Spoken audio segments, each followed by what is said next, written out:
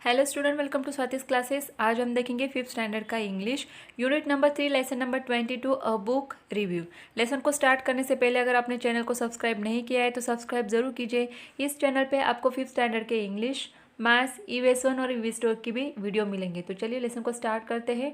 अ book review. Book review का meaning होता है अगर हम कोई बुक रीड करते हैं तो वो बुक हमें कैसा लगा, अच्छा लगा कि नहीं लगा, उसमें क्या चीज़ें दी है, इसको हम अगर किसी को बता रहे तो इसे ही बुक रिव्यू कहा जाता है कि उस बुक के बारे में जो जानकारी हम देते हैं उसे ही बुक रिव्यू कहा जाता है। तो इस लेसन में हमें दिया है George secret key to the universe. तो चलिए लेसन को रीड करते हैं। George dad is an ardent environmentalist. तो देखिए जो जॉर्ज है इसके जो पिताजी है ये क्या है, एक एनवायरमेंटलिस्ट। एरिडेंट मतलब उत्साही। उत्साही एनवायरमेंटलिस्ट होते हैं कि जो एनवायरमेंट के प्रति उनको लगाव होता है, उनको प्रोटेक्ट करने के लिए हमेशा प्रयास करते हैं। In fact both his parents are convinced that modern invention of science and technology have cause lot of damage on the earth. तो यहाँ पे जो जॉर्ज है उसके पेरेंट मतलब उसकी मदर और फादर दोनों भी क्या है, यहाँ पे साइंस एंड टेक्नोलॉजी से जो भी डैमेज हमारी अर्थ के ऊपर पृथ्वी पे होते हैं इसके बारे में क्या करते थे, कन्विंस करते थे। They are committed to the cause of saving the planet. और तो वो हमेशा क्या कमिटमेंट करते थे, कमिट करते थे लोगों को, क्या बताते हैं कि हमारी प्लानट को, अर्थ को हमें बचाना चाहिए। They use a bicycle instead of a car. तो वो क्या करते थे, बाइसिकल यूज़ करते थे, कार यूज़ नहीं करते थे, क्योंकि उन्हें पता है यहाँ पे जो कार के कारण पोल्यूशन होता है, एयर पोल्यूशन या फिर नॉइज़ पोल्यूशन, ये नहीं होना चाहिए। There is a ban on TV and computers in their house.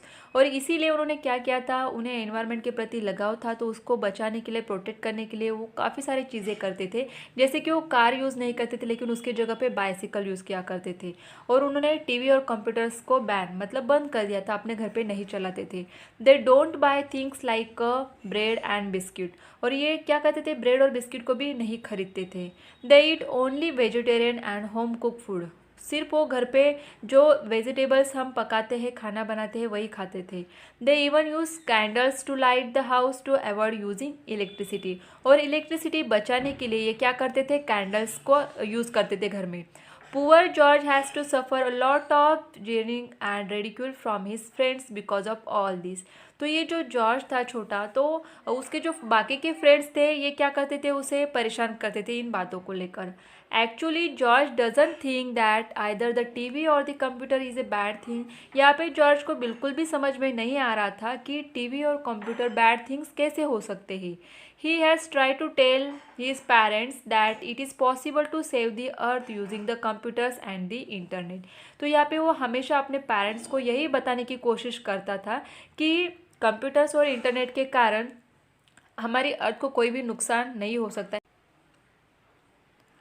But no, in their house there can be any discussion on that issue. लेकिन इस बात को लेकर उनके घर पे कोई भी डिस्कशन नहीं होता था। George always like to know why but who is to answer his question. George हमेशा यही सोचता था कि क्यों क्यों नहीं होता है ये सब, बट कोई भी उसे आंसर नहीं देता था। His parents think that he is still too young to understand global issues. तो उसके जो पेरेंट्स थे उनको हमेशा यही लगता था कि जॉर्ज अभी छोटा है, इसके लिए ये जो ग्लोबल इश्यूज़ है जैसे कि पोल्यूशन है या अदर थिंग्स है, इनके बारे में वो समझ नहीं पाएगा। One day, however, George unexpectedly acquires a new friend and next door neighbor Annie। तो एक बार अनएक्सपेक्टेडली यहाँ पे क्या हो जाता है, उसकी एक न्यू फ्रेंड बन जाती है जो उनके नेबर मतलब पड़ोसी होती है, any. Annie's father Eric is a brilliant scientist and ever willing to answer all of George's question। तो एनी के जो फादर थे ये काफ़ी अच्छे साइंटिस्ट थे, ब्रिलियंट साइंटिस्ट थे, और ये जॉर्ज के जो क्वेश्चंस होते थे उनको आंसर भी देते थे।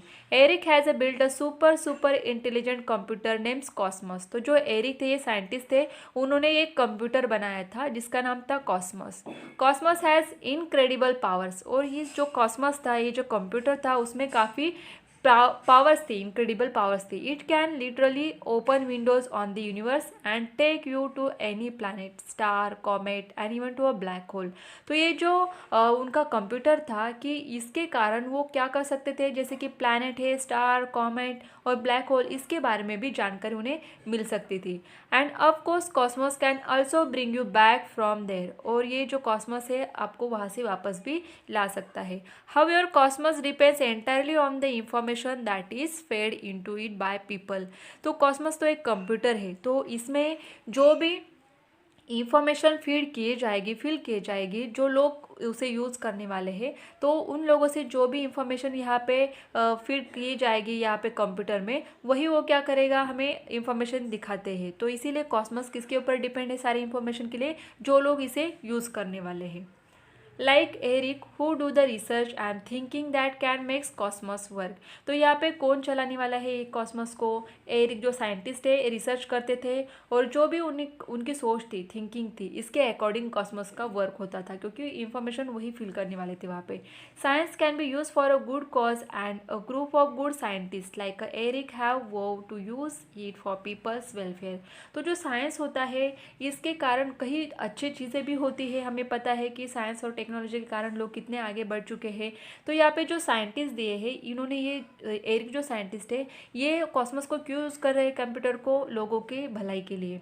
Unfortunately there is a one or angry scientist who wants to use science for his own selfish motives. लेकिन यहाँ पर एक साइंटिस्ट है जो चाहते हैं ऐसी सारी जो चीज़ें हैं यूज़ करना खुद के सेल्फिश, मतलब अपने स्वार्थ के लिए वो क्या कर रहे थे, यूज़ करना चाह रहे थे। He is planning to steal Cosmos and all of Eric's research so that he can establish his own rule on another planet. तो यहाँ पे जो साइंटिस्ट थे वो दूसरे, ये क्या चाहते थे कि जो कॉस्मोस है उसका जो इन्फॉर्मेशन है, या फिर जो रिसर्च एरिक ने की है वहाँ पे, जो भी इंफॉर्मेशन उन्होंने बनाई है, रिसर्च बना है, उसको यूज़ करे कि अदर प्लैनेट पे उनके खुद के रूल बन पाए। It so happens that only George can do something to overcome the weak plans of the nasty scientist. If you, तो देखिए यहाँ पे it so happen that only George can do something to overcome the big plans. तो यहाँ पे George जो है, इन्होंने यहाँ पे क्या किया था, सोचा था कि ये साइंटिस्ट किस तरीके से काम करना चाहते थे। If you want to know what adventure he undertakes and what strategies he has to use to stop the power hungry scientist. तो यहाँ पे अगर उन्हें पता चल पाता कि किस तरीके से जो ये सोच थी उनकी, जो दूसरे साइंटिस्ट है उनकी, अगर जो भी यहाँ पे प्लान वो सोच रहे थे, उनको कई तरीके से क्या कर सकते हैं, हम स्टॉप कर सकते हैं। उनकी जो पावर, जो हंग्री साइंटिस्ट की पावर है या फिर उनकी सोच है, उनको रोकना चाहते थे। You have to read the novel George secret key to the universe. तो ये जॉर्ज थे, उनका एक नॉवेल है जिसमें हमें ये सारी चीज़ें क्या रीड करने को मिल सकती है। और बुक का नाम क्या दिया है, नॉवेल का नाम George secret key to the universe. Universe का मीनिंग होता है कि ब्रह्मांड। The author of this wonderful adventure is Lucy Hawking. तो ये इनके ऑथर कौन है, जो बुक लिखा है उन्होंने, उनका नाम है Lucy Hawking. The story of the novel is imaginary but it all includes plenty of charts, photographs, boxes that give you hard facts about our solar system. ये बुक जो है, इसमें जो स्टोरी हमें दी गई है, ये पूरी तरीके से इमेजिनरी स्टोरी है, मतलब इमेजिन करके उन्होंने बनाई है। लेकिन फिर भी इसमें कई सारे प्लेंटी ऑफ चार्ट्स आपको दिखेंगे, फोटोग्राफ्स दिखेंगे, बॉक्सेस दिखेंगे, you hard facts about our solar system. और आपको कई सारे फैक्ट्स जो हमारे सोलर सिस्टम के बारे में, गैलेक्सीज के बारे में, स्पेस के बारे में, या फिर होल यूनिवर्स के बारे में जो भी इंफॉर्मेशन है, आपको यहाँ पे देखने मिलेगी।